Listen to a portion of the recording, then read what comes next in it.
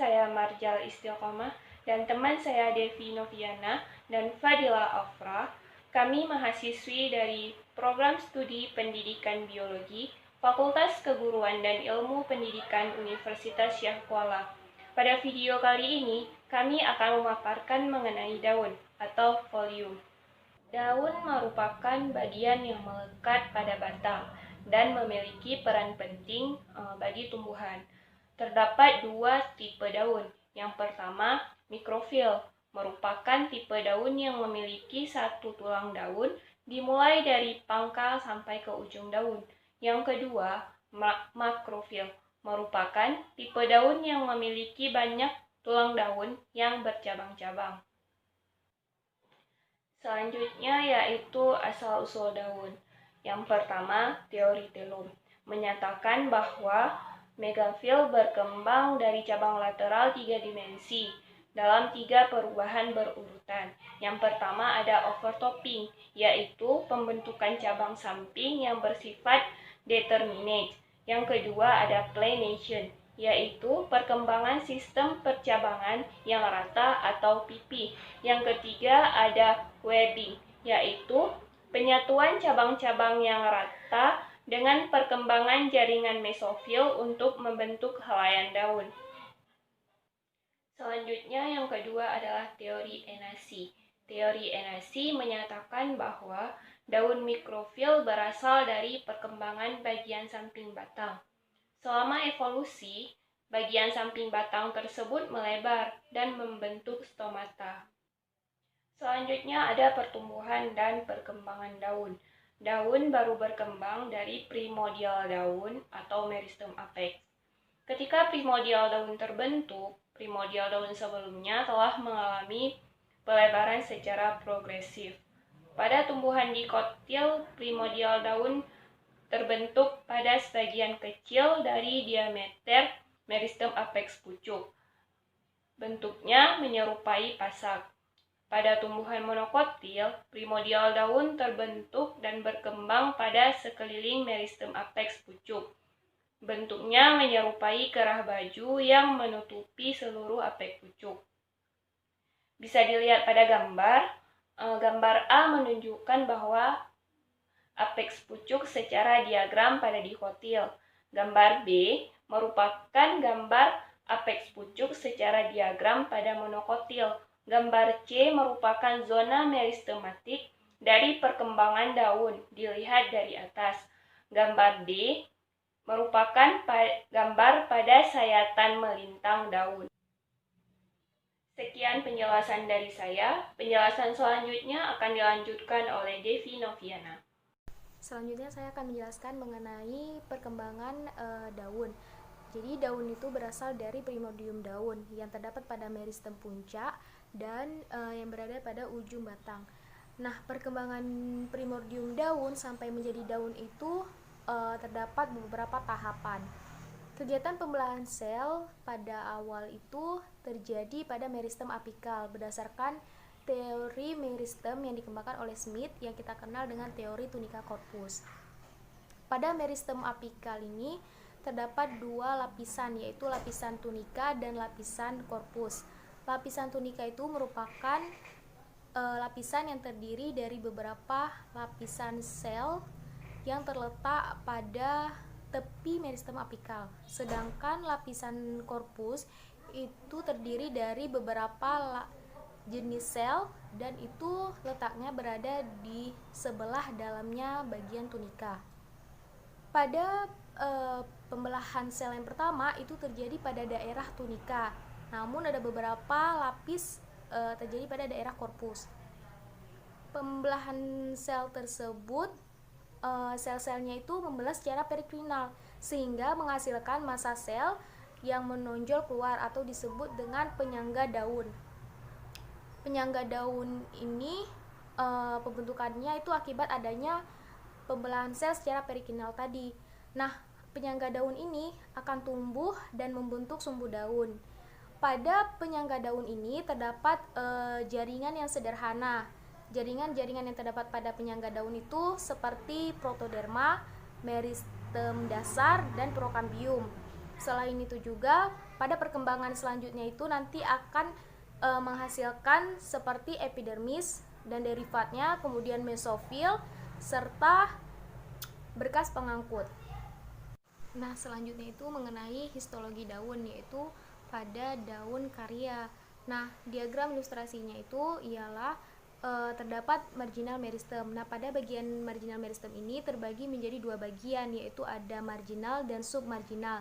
Jadi pada bagian marginal ini membentuk protoderm. Jadi ada protoderm atas dan protoderm bawah. Nah, masing-masing protoderm itu, kemudian protoderm atasnya itu menghasilkan epidermis atas dan protoderm bawah menghasilkan epidermis bawah.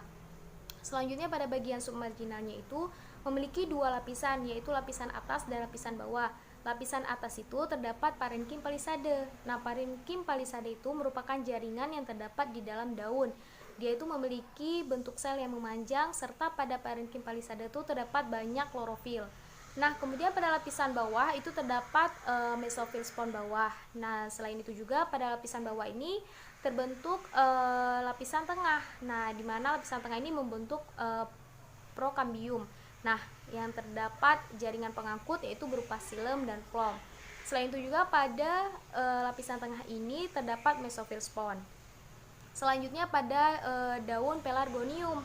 Nah, sebenarnya hampir sama untuk bagian marginalnya dengan pada daun karya tadi, yaitu pada bagian marginalnya protoderm itu membentuk.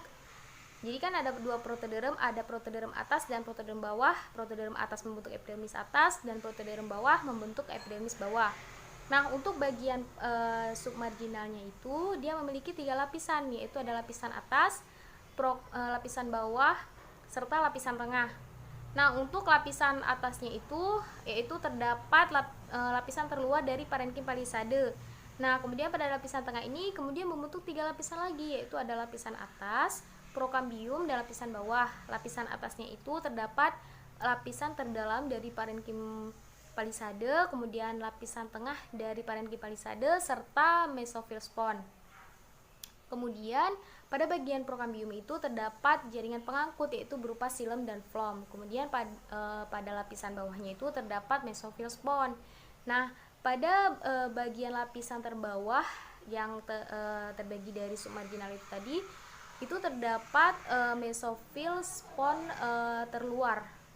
Nah, selanjutnya itu yaitu histologi daun pada daun oriza atau padi. Nah, histologi daunnya ini bersifat isobilateral, artinya tidak bisa dibedakan lapisan atas maupun lapisan bawahnya. Kemudian untuk bagian marginal meristemnya itu terbagi menjadi 2 juga, yaitu ada bagian marginal dan submarginal.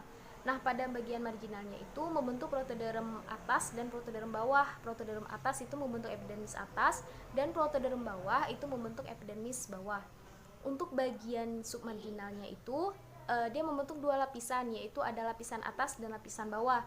Nah, pada lapisan atas itu terdapat lapisan mesofil luar, kemudian ada penebalan pelepah berkas suludang, serta pada lapisan atas ini dia membentuk lapisan tengah dan untaian prokambial yang terdapat yaitu mesofil tengah, kemudian ada berkas pengangkut serta berkas seludang.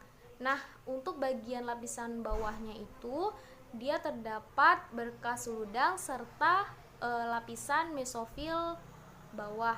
Nah, selanjutnya itu akan dijelaskan oleh Fadila Afra. Selanjutnya ada struktur daun dikotil dan daun monokotil. Daun dikotil ini merupakan daun yang memiliki pelepah dan vena yang bercabang. Bentuk daun ini berbeda dari bentuk lineal biasanya, dan daun ini dia bergabung dengan batang sehingga hanya permukaan atasnya saja yang menerima sinar matahari. Oleh karena itu daun ini memiliki diferensiasi. Struktur dari daun dikotil ini sendiri ada cuticula, epidermis atas, palisade, kloroplast, spon atau bunga karang, rongga udara, jaringan pengangkut, epidermis bawah, dan stomata. Setelah itu ada daun monokotil. Daun monokotil ini merupakan daun yang tidak memiliki pelepah atau pembuluh darah yang bercabang, dan kedua sisi daun ini kurang lebih bentuknya sama. Oleh karena itu mereka digambarkan sebagai daun bikulateral. Struktur dari daun monokotil ini ada kutikula, stomata, epidermis bawah, mesofit, parenchyma, epidermis bawah, dan kutikula. Setelah itu ada anatomi daun dikotil dan daun monokotil. Daun dikotil ini memiliki bentuk yang bermacam-macam dan memiliki tangkai daun dan daunnya berbentuk menyirip. Seperti dia lapisan epidermis yang terdiri satu sisi lapisan sel yang berfungsi untuk melindungi lapisan sel bagian bawah. Setelah itu ada jaringan kutikula yang merupakan penebalan dari zat kitin yang berfungsi untuk mencegah pengeluaran air. Setelah itu ada stomata yang berfungsi untuk jalan masuk dan keluarnya udara. Habis itu rambut dan kelenjar sebagai alat pengeluaran. Mesofit yang terletak di antara lapisan epidermis atas dan epidermis bawah yang berfungsi sebagai tempat berlangsungnya fotosintesis. Setelah itu yang terakhir ada urat daun. Letaknya pada helaian daun yang berfungsi sebagai tempat transportasinya zat. Dan ada anatomi daun monokotil. Anatomi daun monokotil ini dia memiliki bentuk daun yang membungkus batang serta urat daunnya yang sejajar. Dia ada epidermis dan kutikula yang letaknya pada lapisan permukaan atas dan bawah daun yang berfungsi untuk melindungi sel bagian dalam dari kekeringan dan mencegah penguapan air melalui permukaan daun. Setelah itu ada stomata yang letaknya berderet antara urat daun yang berfungsi untuk jalan masuknya udara ke dalam daun tersebut. Terus ada yang mesofit yang fungsinya pun sama dengan daun dikotil. Ada yang mesofit yang fungsinya pun sama dengan daun dikotil sebagai zat makan melalui fotosintesis dan urat daun sebagai transportasi zat. Setelah itu ada perbedaan antara daun monokotil dan daun dikotil. Pada daun dikotil dia memiliki dosiferanta yang dimana parenkim palisadenya hanya terdapat pada abapsial dan adapsial. Setelah itu ada bentuk daunnya yang berbeda-beda. Stomatanya yang terletak pada epidermis bawah, helaian daunnya yang luas. Setelah itu sel pelindungnya bentuk seperti ginjal. Sedangkan pada daun monokotil dia ada bikulateral yang silemnya dilapisi oleh floem bawah dan floem atas, dan bentuk daunnya pun linear. Habis itu dia memiliki stomata di bagian kedua sisinya dan memiliki helai daun yang rata dan tipis. Setelah itu ada sel pelindung berbentuk dumpel. Sedangkan persamaannya mereka sama-sama memiliki kloroplas untuk melakukan hasil fotosintesis secara efisien dan juga mengandung sel stomata dan penjaga. Yang terakhir dia ada daun gymnospermae. Daun gymnospermae ini adalah jenis daun yang berwarna hijau dan seromorf yang terdapat pada jaringan transfusi di dalam jaringan transfusi yang memiliki bekas pengangkut. Dan ciri-ciri dari daun gymnospermae ini sendiri adalah epidermisnya berdinding tebal dan keras, memiliki kutikula yang tebal, stomata yang tersembunyi terdapat pada permukaan abapsial. Itu dia ada mesofit. Mesofit ini terdiri dari parenkim palisade dan parenkim spon. Habis itu ada hipodermis yang terdiri dari uniseluler dan biserat. Habis itu ada protaxilem terdapat pada bagian abaksial bawah dan metaxilem yang terdapat pada abapsial atas. Habis itu ada xilem sekunder. Xilem sekunder ini dia di dekat floem dari cambium yang terletak antara dua tipe jaringan pembuluh. Setelah itu ada tulang daun yang dikelilingi oleh epidermis, dan di bawah floem terdapat satu lapisan sel parenkim transfusi. Dan struktur dari